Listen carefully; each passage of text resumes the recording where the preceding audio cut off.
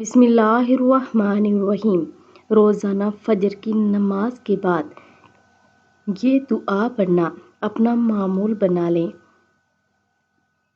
اللہم انی اسألک بحق محمد وآل محمد علیک صلی علی محمد وآل محمد واجعل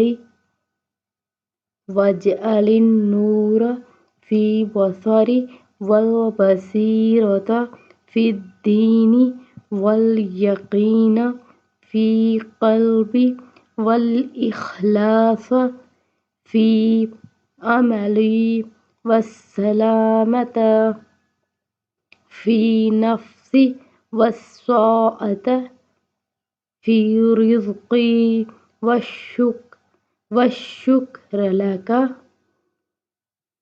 ابدا ما ابقیتنی